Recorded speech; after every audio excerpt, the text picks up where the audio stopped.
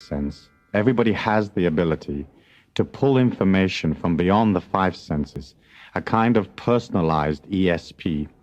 The reason we do is that in the olden days, many thousands of years ago, when we were originally ape men, or we came through those less sophisticated tribal societies, we had the power that nature has, and we used it instead of intellect. When you look at an animal in the forest, it doesn't have intellect and reasoning, but it does have an ability to know when there is danger. It has an ability to use that heightened sense of perception to keep itself safe. In the olden days, tribal people would get into a relationship with nature, and in so doing, they would stimulate this ability of inner knowing. And they had to have that inner knowing in order to survive. Today, in our modern society, we've moved so far from, and we've moved into a heightened society, is that it has to reason through facts. And in doing so, it limits the ability to pick up information that isn't logical, that isn't necessarily from what we would normally consider the practical, factual information that is open to an individual in any one given circumstance. The first time that mankind exhibited intellectuality was when the cave dwellers began to put paintings on the sides of their caves, paintings of animals and nature and the sun and the moon. It was as if those people, seeing reality outside of themselves, began to create an intellectual representation of that reality. Those paintings had measure and form. They had color. They didn't have perspective in those days, but they had color and they had form. And so they intellectualized what they saw outside of themselves, and they put it up on the walls of the cave to act as an affirmation for them.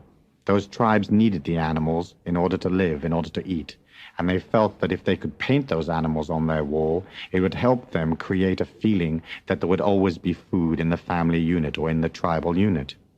It wasn't until a later stage in the development of humanity that intellect really got a grip of things. It has been said that Abraham was the first of the intellectual breed of mankind, that he gave mankind weight, measure, and number, and that he created this heritage of defining in intellectual terms the experience of being a human upon the earth plane. Each one of us has this sixth sense inside of ourselves. And you have had experiences, I'm sure, where you have exhibited an inner knowing without necessarily pulling that information from the storage inside the subconscious mind of the facts that you know. An example that is very common is one when the telephone rings and you know who's on the other end of the line, even though perhaps they're calling you at an odd hour of the time of day, or perhaps you're not even expecting a call from that person. Somehow, as you go to reach that phone, you know who's there. Another example of this inner knowing is sometimes exhibited in the relationship that you have with your body. You will intuitively or instinctively know that something wrong, or you will instinctively know what type of nutrition or what type of course of action will assist you to redress the balance in your body when it falls out of sync. Another type of sixth sense that is common to each and all of us is this feeling of knowing when danger approaches. Isn't it true that sometimes when you found yourself in a dangerous situation, or even a situation where you would experience intense uncomfort or embarrassment or difficulty, you've hesitated to go into it?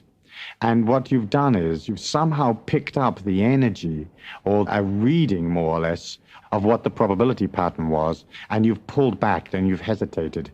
And that hesitation has assisted you in not getting into difficulty. I remember when I first got involved in these concepts and I was thinking about them, I was driving my car through London, and something made me start to take left turns and right turns that were unusual to me and were not a part of the route that I was traveling. But I began to follow my instincts, and every time I felt an instinct to make a turn, I made it. And I eventually came upon a little street in the back suburbs of Putney, and as I was driving along this street, again following this sixth sense instinct of mine, I felt impelled to drive onto the forecourt of a little garage. And as I looked up, I saw that it was a place that sold tires and repaired tires. And so I was there, and I said to the attendant, would you mind checking the tires on my car? And he hoisted the car up on a ramp and took a look at the tires. And on the inside tire at the front was a bubble about the size of a tennis ball, and that tire was just about to explode. And if I had been driving quickly on a motorway or on a fast-moving street, I may have been involved in an extremely unfortunate accident as the car went out of control. And he looked at the tire and he said, God, mate, if you'd been driving this, you would have been in terrible trouble. Well, my mind did not have that fact, because that bubble of this expanded rubber of the tire was on the inside of the tire, not on the outside. But somehow, instinctively, I knew that that danger was there. How did I know? Well, that to me is the sixth sense. It is as if we are aware of so much more of what is around us, and that because we live in a world where everything is energy, the solidity of the world is not really solid. Everything out there is atoms and molecules, and if you took the entire planet and you took out what was actually solid, you could get it all into the palm of your hand, because most of physical matter is empty, and the molecules and the atoms are moving very, very quickly. And so we as humans are living in this sea of energy. And somehow, some way that we don't totally understand, that energy has a way of impinging upon us and giving us information. Developing the sixth sense is no more than becoming aware of that subtle information. You are receiving that energy all of the time. The reason why your mind is not aware of these hidden forces or this hidden energy is because, basically speaking, we have moved so far from the creative, intuitive into the intellectual that the faculty of the sixth sense has died out. The average human being in the modern world today is bombarded by stimulus. They're bombarded by color and noise. As you watch television, your eye and your brain is receiving trillions upon trillions of pieces of information all at once. There'll be a record player playing somewhere in the house, the radio will be on, the traffic's going past, somebody's talking to you, you're reading the newspaper at the same time, the cat jumps on your lap, and you're receiving all of that stimulation. When the mind is so overstimulated as it is in our modern society today, it has difficulty differentiating what information is important and what information is insignificant.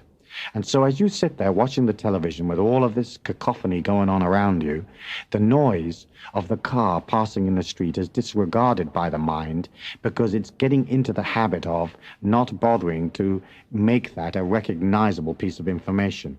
You're watching the television, it's used to recognizing that. The cat jumping on your lap, it's used to recognizing that. But some of the peripheral information that's coming in is just hidden away and lost in the mind. As we developed a society that moved more and more into intellect, what we began to do is we began to develop the left brain. In human beings, most intellectual functions exist in the left brain, and most creative or intuitive functions exist in the right brain. Whichever part of the brain you develop is the part that becomes the strongest. We have an education system that develops a child's knowledge of the facts. When a person gets into a problem, we ask them to look at the problem logically. We say to them, what are the facts? If you know what the facts are, you can work your way out of this problem, is how we teach people today. So as you developed a society of people that were very intimately involved in the facts, and then you bombarded them with all this various stimulation that developed through communication and through modern technology, and you can see how we have lost our ability to pick up information or subtle energy that is not fact, that is not logic. Some people are so moved over into their intellectuality that they can't accept that it's even possible. And yet it is, and the more that you begin to concentrate upon the sixth sense, the more you will evidence it in your life on a daily basis. Everything is energy. Everything is recognizable. All energy patterns have a thumbprint or a feeling to them, and you can begin to pick that energy up. The point is You have to then use that into a lot of superfluous information coming into your mind. You just need a sixth sense about those events in your life so that you can alter your behavior or your action plan with this expanded sense of knowing, or this expanded perception, as it's sometimes called. There is a hypothesis that's been developed over the years that the ancient people of the early Greek and early Roman times had a brain that was developed differently to the way that it's developed today. If you look at the modern brain inside a human being in our society, there's a distinct separation between the left brain and the right brain. And the brain is joined by a connection in the center, but you can look at the distinct two halves. It has been suggested that the ancient Greeks and ancient Romans had what is called a bicameral mind, meaning that the two halves of the brain were joined together. And so that human being had the intellectual creative function more predominant than the intellectual. Because first of all, in those times, the intellect was not as developed.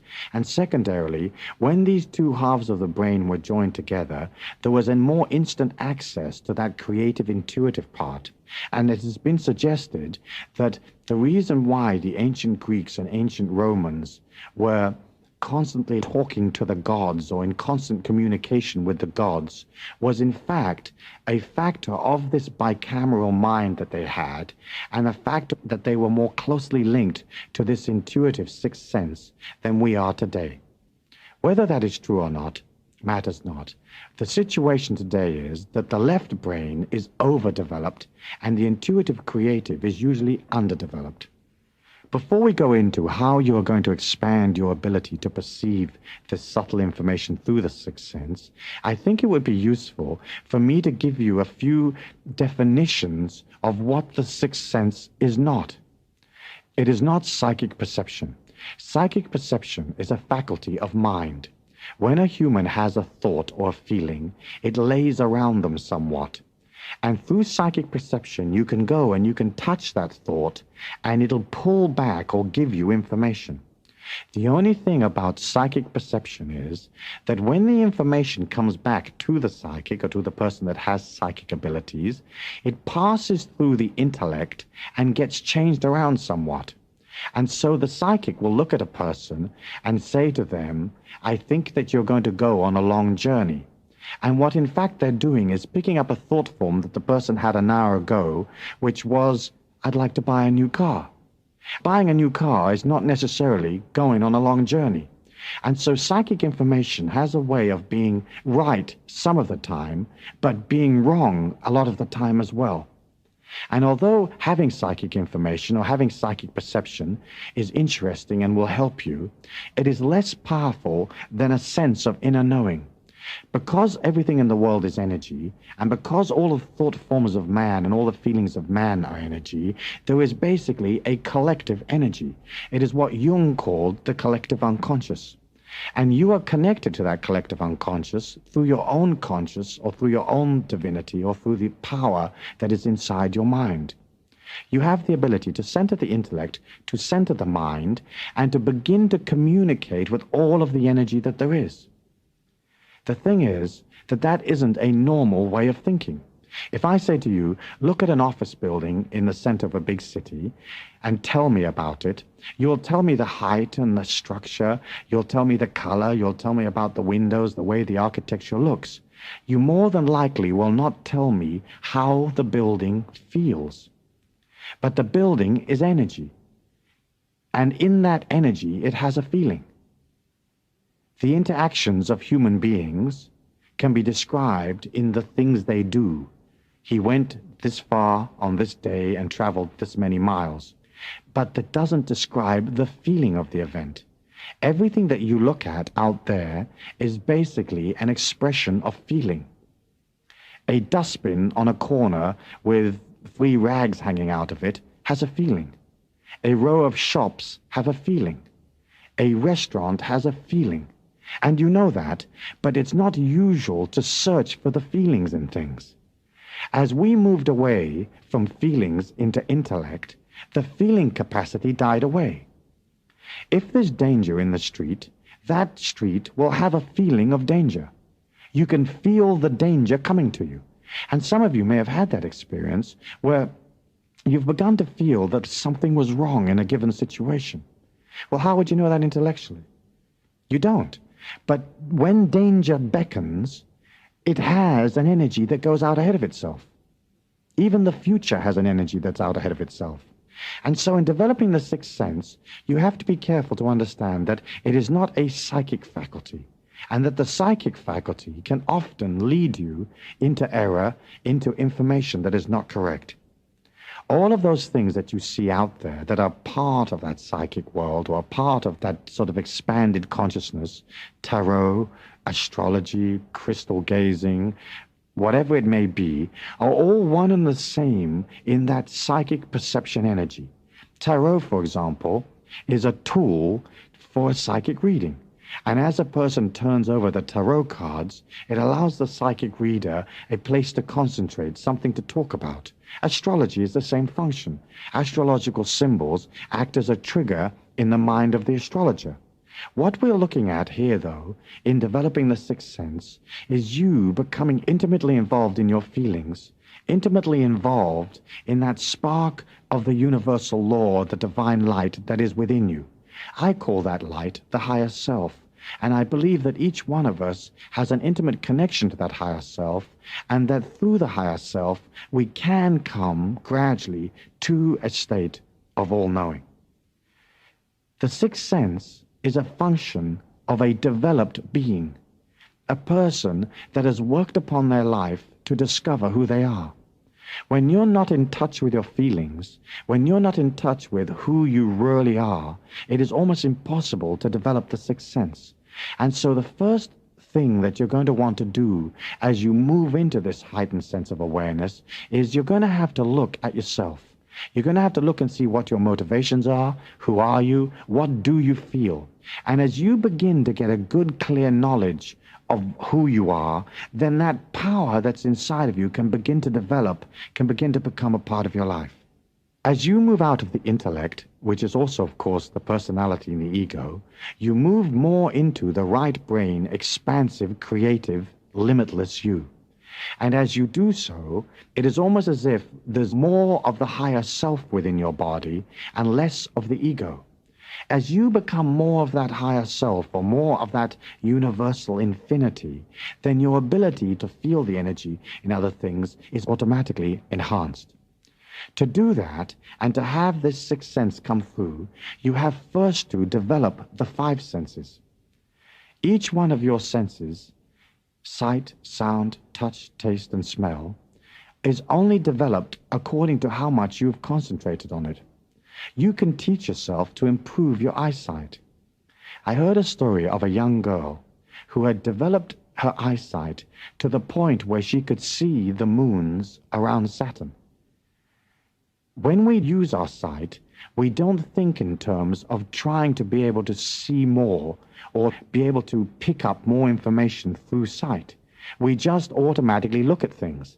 And all the things we see, and all of those things we miss, we presume aren't there. As you look in terms of developing the senses, what I want you to do is to get in touch with how much do you see. An exercise that I particularly like is, I'd like you to walk along a city street with a friend, and I would like you to walk looking down. And as you do look down, I want your friend to ask you from time to time to look up, and I want you to scan to the left and scan to the right, then look down again, and have your friend ask you what was in that scene. As we walk through life, we miss most of it. Most of the information out there, the brain doesn't pick it up, even though the eyes have seen it. And of course, as I said, the reason it doesn't pick it up is because we've trained it not to. Once you can begin to notice everything that's going on around you, what you're saying to the brain is, I am interested in the subtle information. I'm interested in those things that you used to think are not important. Then you begin to expand your sense of hearing. And the way that I did that was I would walk again in a city street, and I would find a couple that were walking along and talking, and I would walk just in front of them.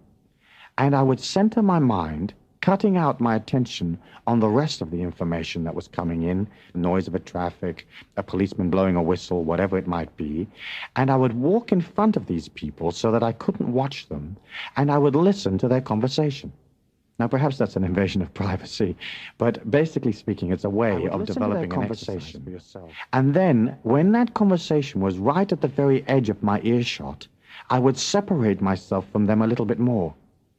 And because I was literally having to hear something that was coming from behind me, I wasn't able to watch their lips or pick up any other information as to their gestures or the way their face was changing or any other characteristics that they might be exhibiting. I could only listen to the sound. And what I would do is I would walk along the street, and then I would increase my pace to be slightly further in front of them so the level of the noise fell even further.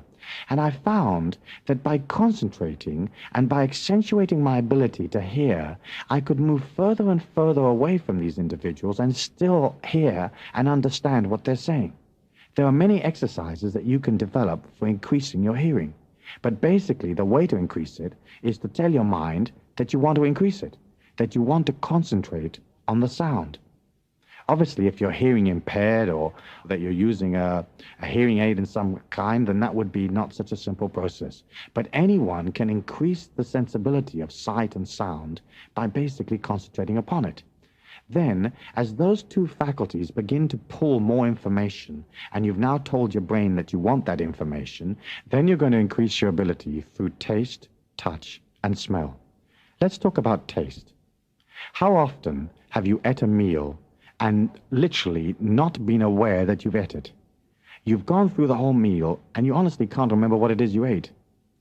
That's because, again, you've told the mind, don't bother with that information for me. Next time you eat something, I want you to be aware of what you're eating. What does it taste like? What is the texture of the food? The heat, the coldness? How is it? And as you begin to tell your mind that you want to expand your sense of taste, literally your taste buds expand. The same is the case of touch and the same in smell. And the way to work with smell, again, is find something that smells and move yourself away from it further and further. One way that I've used in the past is with a perfume bottle, to see how far I could get from that perfume bottle and still smell the perfume. The way to deal with touch is to be aware of the clothes that you're wearing. Because constantly our bodies are enwrapped in clothes, we have a tendency not to notice them. Try walking down the street and feeling the clothes moving on your back. Feel the way they touch your body, the fabric, the softness, the harshness, whatever it may be, and you begin to get into a heightened sense of touch. Now look what's happening. Here is this individual that is calling upon the brain to give it the sight, the sound, the touch, the taste, and the smell. And you're beginning to take that information in. The next thing that you're going to want to do is to be able to pull in this heightened sense of the five senses all at once. So walk down the street, listen to the conversation of the people behind you, notice everything that's going on, be aware of the clothes upon your body, be aware of any smells that are going past, be aware of all of the information that's there. Then as that information comes into your mind, you can recreate the senses through imagination so that you experience the feeling as well as whatever the facts were that you saw. If you can experience the feeling of a lamb frolicking in a field, as well as seeing the lamb or smelling it or hearing it bleating, you begin to have an image of what the total inner hidden energy of a lamb is. You're looking at the world and saying, this is the intellectual information, but what are the feelings? In the same way as every aspect of your life has a feeling. There are feelings of restriction, there are feelings of joy, there are feelings of freedom, there are feelings of difficulty. Whatever it is, your relationships, the people around you, your home has a feeling. The colors and the textures have a feeling. And as you become sensitive to the way things feel, then that intuitive faculty begins to call upon you more often. As it begins to call upon you, you're going to have to affirm that, one, you want the information, and two, that information is important to you. It is almost as if by using the sixth sense, you develop a muscle and it becomes stronger. And as you consistently call upon the sixth sense to give you that information, it's always there. It begins to develop and it begins to become a part of your life. Everything in the world has energy in it. And obviously those things that are alive have more life force energy than a rock that is inanimate. Anything that gives off life force has this thumbprint of energy and has a feeling. Human beings especially so, because they have all the life force that exudes from their body, and then they have the life force that comes from their mind and their personality and what they actually are. If you are looking for a friend, you can begin to get used to searching for the feeling of your friend. Your friend will have a characteristic, the way they speak, the shape of their face, some little characteristic that identifies them. I remember when I used to be in London and I was selling jeans, I had a customer that owned 2 shops in the same street, and the 2 shops were about maybe 500 to 600 yards apart. I would go for lunch to a small cafe that was situated directly in the middle of that street. And as I came out of the cafe, I was constantly heading off to one shop only to find that my customer was in the other shop and I'd have to walk back down again. So I got into the habit of looking for him in my feelings as I came out of the cafe. I would stop on the pavement and I would visualize in my imagination the shop that was at the north end of the street. And I would visualize the inside of the shop and I would search for the feeling of my customer. And if I couldn't find it in that shop, I would then take my visualization to the other shop on the south side of the street, and I would search for him, and it would have a slightly different feeling. There would be a characteristic of him in the shop, and so I'd go to the south shop. I found that within about a week, I could be 95% correct most of the time. And if I were not correct for that 5% of the time, it was because I engaged the intellect in making the decision. And so I would think to myself, he's been in the south shop 5 afternoons in a row, so this afternoon he must be in the north shop. And of course my feelings would say to me, he's in the south shop, and I wouldn't agree and I'd head north. In fact, of course, he invariably was where my feelings told me. As you begin to pull this feeling, this intuition to you, you have to understand that it's incredibly accurate. It tells you the truth. What you have to do is keep your intellect out of the way so that you can perceive the truth, and often the truth is not logical. Often the truth is exactly the opposite of what you think is happening or what you think the answer is going to be. As you then believe it and you begin to act upon that information, then the whole of your being becomes an affirmation of the fact that you do want to expand your senses and that you will act upon it. As you walk up to an aircraft to get on it, it isn't logical for you to think that aircraft is going to crash, because by far and away the most airplanes don't crash. They fly millions upon millions of passenger miles without them ever crashing. If your feelings say to you, there's something wrong with this aircraft, then are you going to impose your intellectuality and say, I need to get to that city, I need to keep moving, I'm sure they all stay up, it should be okay, and negate the affirmation or the information that the universal law has been kind enough to give you? Once you get into the position of following your intuition, then it becomes a powerful force in your life. Not only a force that allows you to learn about yourself, but a force that you can use to allow your life to be more fluid and less centered in struggle and trying hard. The next point about developing the sixth sense is for you to increase your peripheral perception. And your peripheral perception is the energy that you perceive on the side of your eye. The eye is made up of cells known as rods and cones. The cones are in the center of the eye, the rods are to the side of the eye. The rods are more sensitive to light than the cones. I believe this is because, again, in ancient times, we came out of this energy of developing through the forest, through the tribal system, and it was important for you to be able to see a wider range of vision for your safety. But because that information isn't needed nowadays, because you're not in a forest trying to keep yourself safe, the brain cuts off most of the peripheral information. Again, it is estimated that the power that is moving up through the trunk of a tree is equivalent to 40 horsepower. And this is so because a leaf at the top of the tree has to pull the moisture that sustains it from way, way down in the ground. So if an average tree is 60 feet tall, that leaf has to pull all the way up the tree and through the roots. And so it may be pulling moisture from 100 feet away. And that obviously takes a lot of effort. As that life force reaches the leaf, it exudes from the tree. Now, normally, that life force leaving the tree is not visible to the naked eye. And that is because we tend to look at the tree directly and we engage the cones of the eye. If you want to see the life force leaving the tree, you have to engage the rods of the eye. And this is done by looking at the top of the tree and looking at where basically 12 o'clock would be. And then from the 12 o'clock position, moving your eye over to the right slightly and staring at the sky beside the tree in what would be approximately the 1 o'clock position.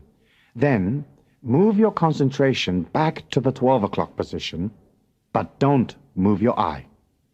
And as you do so, what happens is you begin to receive the light leaving the tree at an angle, and that angle engages the rods on the side of the eye, and those rods are more sensitive.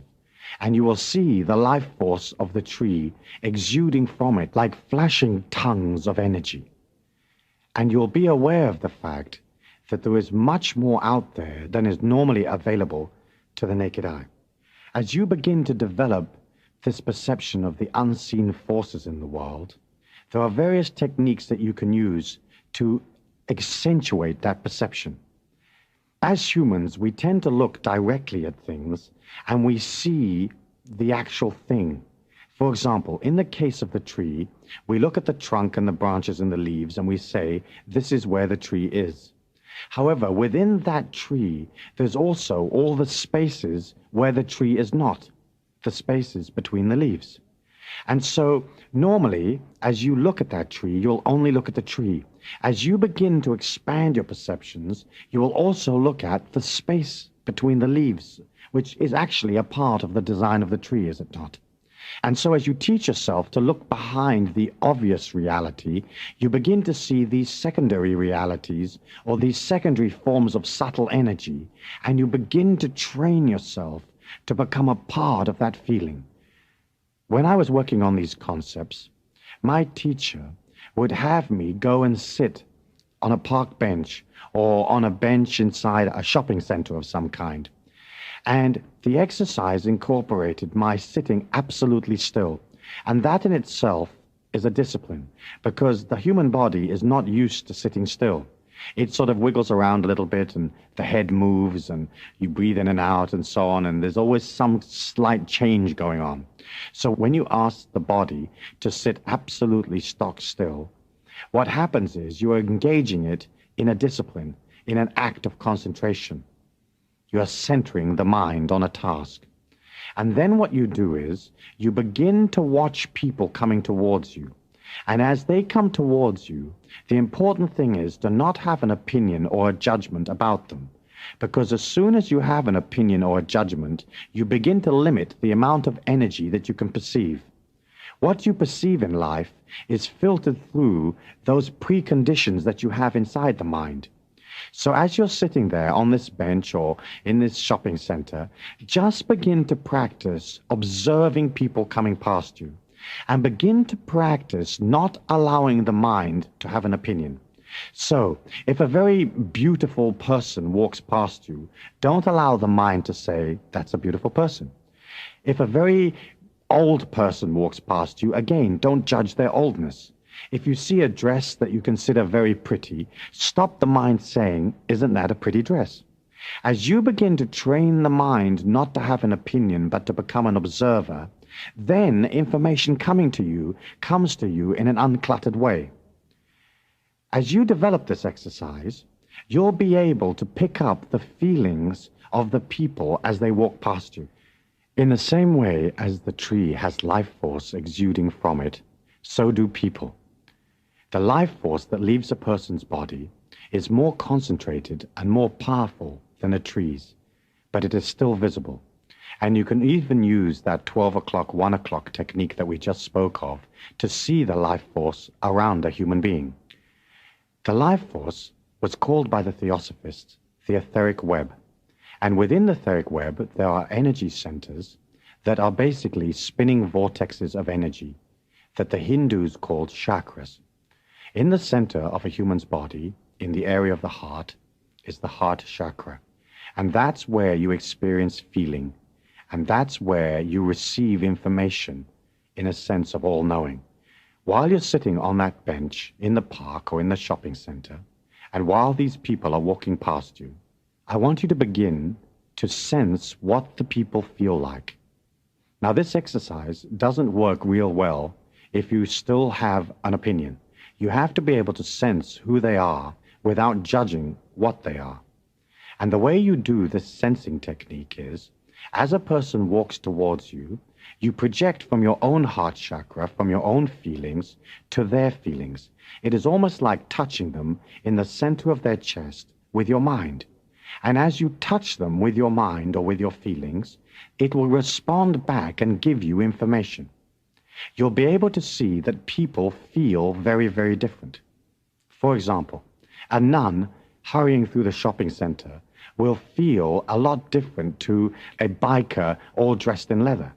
And that biker will feel very different to a small boy bouncing a ball, who in turn will feel different to the businessman hurrying along with his briefcase. As you begin to identify types of people, then you can develop types of feelings. And you'll be able to ascertain within your own feelings what the other people are feeling. You'll be able to see whether a person is confident or lacks confidence. You'll be able to see or feel whether their body is strong or lacks strength. You'll be able to see how they feel about their sexuality, about where they're going in life, their directedness, their discipline or lack of discipline. And you can begin to use this exercise to develop a sensitivity. Imagine if you could go to a business meeting and you could watch the feelings of those people that you're dealing with. When you offer a suggestion or you offer an idea at the meeting, you'll be able to see and watch how they react to your suggestion. And you can alter your suggestion accordingly in order to have them respond positively to what it is you want. Imagine if somebody offers you a deal. It may intellectually sound great, and you may intellectually think that the person is an honest person. However, if you can watch their feelings, you're going to know whether they're honest or not, whether or not that person has the ability to follow through in the deal that they're offering you. And so developing the sixth sense has everyday practical applications. It isn't just a party trick or a circus act that you're going to use to impress others. It is more like a silent expansion of your own perception in order for you to become a more complete, more functioning human being. Another way to develop that sensitivity is to try to spend as much time as you can out in nature. When you're in nature, you enter into a dimension or an area that is uncluttered by mind. When you walk down a city street, you have not only all your thoughts and feelings, but you have all the thoughts and feelings that impinge upon you from all the people you pass. When you touch a person, there's an energy transfer. When you look a person in the eye, there's another energy transfer. You cannot sit next to a person in the cinema without becoming a part of their feelings. If they're feeling moody, you'll become moody. If they're crying, you'll cry. If they're happy, you become happier. So, as you go out into nature, what you're doing is you're pulling yourself out of the feelings and the senses of civilization, and you're entering into an area that expresses pure life force without opinion, which is actually what you are moving towards. A human being that expresses tremendous amounts of power, tremendous amounts of perception, but that does not clutter that perception with opinion. As you walk out in nature, you can use the power of nature to clean up your emotions. It's almost as if nature absorbs emotion. In my book, The Force, I describe a technique for purifying your emotions in nature, which I would like to just repeat here. If you can find a large tree, lean up against it and put your hands behind your back. Imagine all of that life force going through the tree and pull it down through your body. Allow the life force of the tree to literally wash the life force that you have as a human. If you're very, very sensitive, you'll feel the life force in your body gently rocking. It'll take only 3 or 4 minutes, and then eventually you will not be able to absorb any more life. As you visualize the energy coming through the tree and then down through your body, it has a way of purifying what you are, and it makes you more like nature. As you can become this mirror image or this mirror energy of naturalness, then subtle unseen forces coming towards you can impact upon that mirror. It is almost like a hot breath on a mirror on a cold morning. It's very subtle, but you can see it. And that's the kind of perception that you're going to need in order to make the sixth sense work. By being out in nature, you purify yourself, and also you begin to enter into an altered state of consciousness that comes from the relaxation. Not only are the negative ions of the forest refreshing and allow you a rejuvenation, but the calm and the peace that's there allows you to enter into a dimension of calm inside your feelings. If you are very emotionally disturbed, your ability to perceive through the sixth sense is drastically reduced. If you're out of control, or you're hurrying, or you're engaged in a problem, again, it is reduced.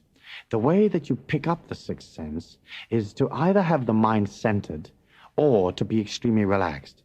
It was said that Einstein got his best ideas shaving. And the reason why was, as he began to shave, he would center the left brain or his intellect on the act of shaving. And as he went into this process of shaving, he would enter into a state of relaxation. It would be just a methodical act of shaving himself. As he began to do that, the left brain is engaged in the act of shaving, the entire body begins to relax, and the intuition can come around the mind and give you information. That divinity within you, the higher self, isn't an energy that you will ever really be aware of. It doesn't hit you on the head with a plank, but it comes around the mind like a wind. And the energy of that intuition or that higher self is very, very subtle. In order for you to perceive it, you have to have had the ability to relax yourself automatically, and also the ability to quieten the chatter of the mind. There are many techniques that you can use to learn to quieten the chatter of the mind, meditative techniques. But basically, whichever one of those you choose, what you're looking at is trying to establish a discipline over your mind so that you can enter into a neutral state of being, a point where you melt into being a part of all things. You melt into the infinity of this sea of energy around you that we call the physical plane. To do that, you will have to go beyond judgment.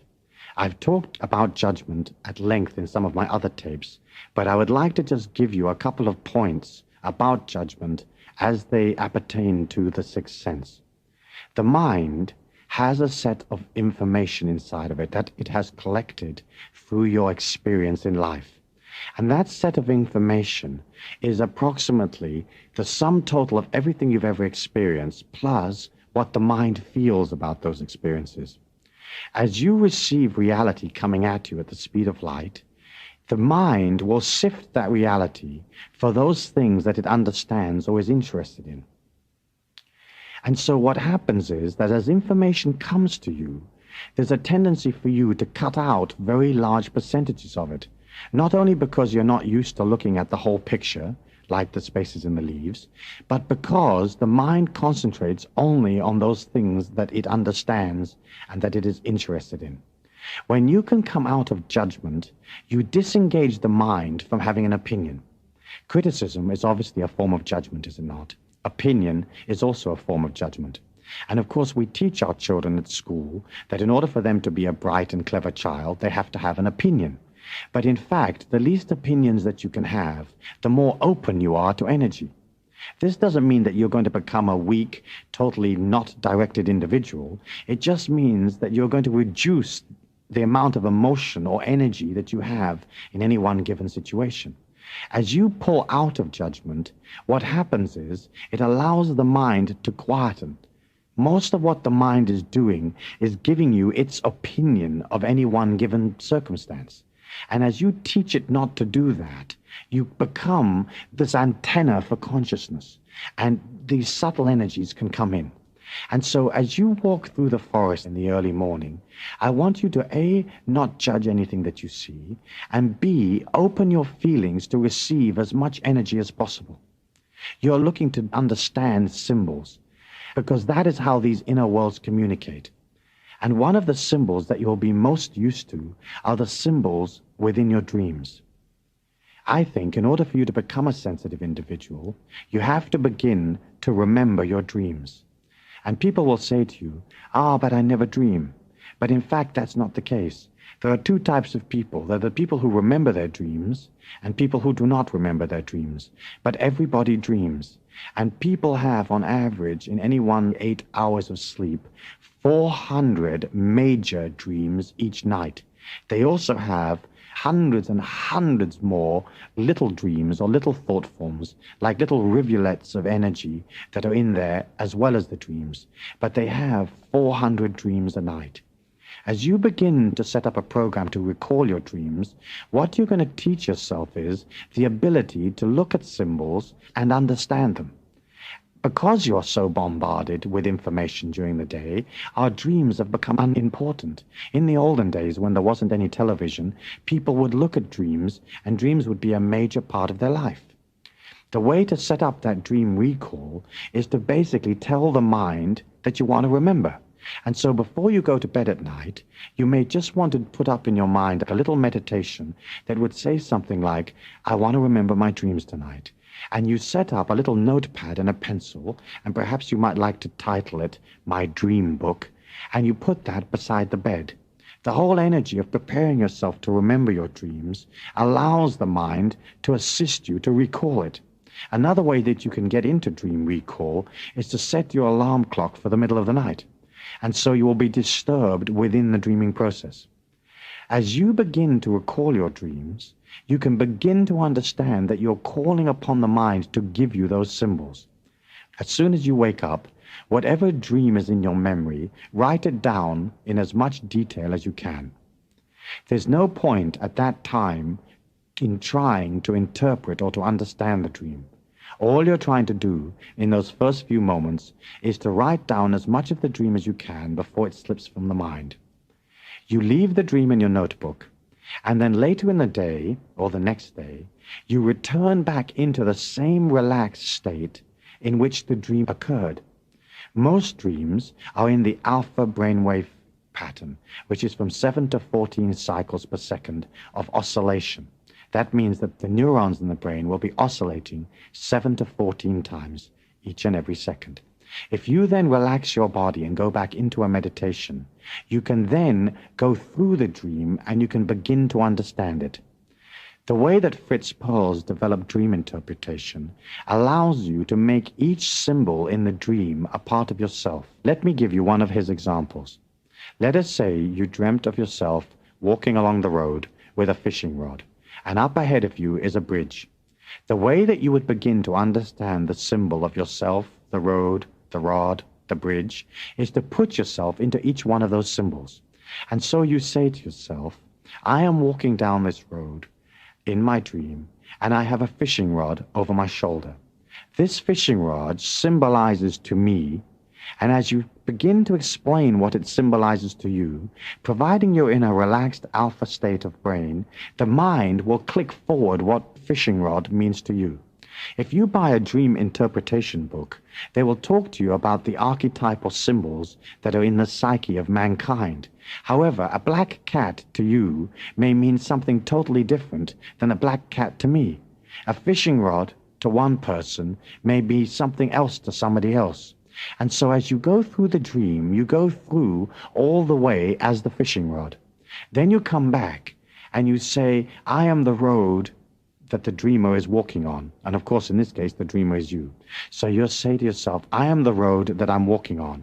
And I symbolize, and then the road in the dream tells you what it means. Then you move on to the bridge and so on.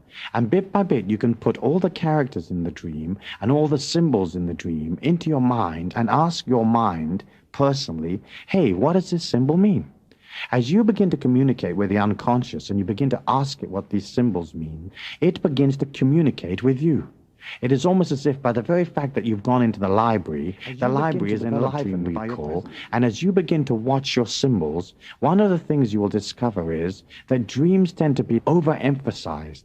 They're ghoulish, the characters are huge and large, and often the dreams will be very violent in their nature. Don't be squeamish. It's just the mind's way of expanding a point. Remember, the inner mind can't talk to you in dialogue. It has to talk to you in these symbols, and in order for you to get it, the inner mind exaggerates these symbols in order that it impacts your consciousness. As you learn to recall your dreams, then what you're saying is, I'm interested in seeing the symbols. I'm interested in understanding what things mean. Going through life, you will see an exact replica of your own thoughts and feelings, and there will be a synchronistic link between what you feel and think and what you see around yourself. One example that I remember is that Freud was involved in psychoanalyzing a patient, and as he was psychoanalyzing this particular patient, the patient was talking about a scarab beetle in Egypt. And as the patient was talking about this scarab beetle, a beetle flew in through the window or came in through the window. So in other words, you could see that in the externalized reality, there was the beetle coming through the window, and in the internalized reality of the patient, they were talking about a beetle. Everybody's had that kind of experience. And it really happens because life so much reflects what you're thinking and what you're feeling. As you get good at remembering your dreams, you can then begin to pick up what the symbols mean in the life around you. And so if a one-legged tramp comes up to you and drops an orange peel onto your foot at the bus stop, to the unconscious person that means nothing. To a person that is seeing life as a symbol of herself or himself, they're going to want to go into that symbol and say, what does this mean to me? Obviously, that symbol of this tramp dropping an orange peel upon your foot may mean a lot of different things to different people, but the fact that you were there to see it means that it meant something to you. And so you can see that in this sixth sense process, we're looking to engage the mind more and more in understanding, in picking up information. In order to do that, you have to have discipline. That's not only physical discipline over your body, a good regimen of nutrition and exercise, but you have to have discipline to control your entire life pattern. If when you express an emotion, it has a way of creating a very jagged pattern in the life force or the feelings around you. It looks like the edge of a saw. And as that jagged pattern is expressed around you, it has a way of breaking up the way that you view reality. Remember, reality is coming towards you at the speed of light. And as it's coming towards you at the speed of light, it has to pass through this cloud of feelings that's around you. If the cloud of feelings are operating in this very jagged mode of intense emotion, the jaggedness of the emotion has a way of refracting reality. And you can experience that in your daily life. On an occasion when you are upset, you will find that things around you begin to go wrong. Your upsetness, or the upset in your life, begins to alter the physical environment that you live in. Things begin to break down. The toaster doesn't work. The car won't start. You'll be driving along a city street at the speed limit, perfectly natural, perfectly calm, and things will start to jump out at you. A cat will run across the road. Somebody will jump the traffic light. It's because the jaggedness of the emotion rattles the ability or the stability of the environment around you. And so as you're looking to become more sensitive and to increase your perceptions, you have to have a control of that emotion because of the way that it alters the feeling base. You also have to have a control of the mentality, as discussed, because if the mind is chattering on with its intellectual blah, blah, blah, again, how are you going to be sensitive to something else? It would be almost like two people talking to you at once. You can't concentrate on both people. Once the mind is quiet, you can pick up the information you want. I think also, as a part of this developing the sixth sense, you have to be a rounded off, powerful individual. And that is very much a process of you believing in yourself and beginning to develop an independence that includes your having your own philosophy of life, your own experience. A person that has worked upon themselves has gone into their feelings and clairvoyantly discovered what it is that they believe. By going in there and discovering who you are, the whole process begins to enhance the energy. You begin to resonate with more and more and more life force, because you're disengaging from the emotion of the world, you're disengaging from all the intellectual chatter, your body's strong, and you're developing an independence that is beyond the earth plane. The other thing that blocks intuition, of course, is fear, and it goes almost without saying, because after all, what is fear if it isn't intense negative emotion? As you become confident, then all of a sudden that fear begins to fall away. And as you learn to dissipate the fear in your life, then you become more and more centered, more and more real as a person. You're more in touch with your own feelings, and so you can also be more in touch with the feelings of the people that you interact with. One of the things that I think is important in developing the sixth sense is developing a discipline of meditation and prayer. Any time that you can pull out of the world into a quiet place where you will not be disturbed, you're basically closing down the mind. And as you go into meditation, and the meditation doesn't have to be sort of cross-legged, chanting your ohms or whatever. It can be just sitting in the chair quietly, listening to some classical music, or walking around a garden, or swimming in a river, whatever it might be. But as you pull out of the world and you come in touch with yourself, then your power begins to grow. One of the things that's useful to do is to visualize light streaming through the chakras of the body. There's one on top of the head, the crown chakra, one in the area of the center forehead, the third eye chakra, one at the throat chakra, and of course the heart chakra that I've already mentioned. I won't go into the other lower chakras as they deal with physicalness and sexuality and are not a part of developing the sixth sense.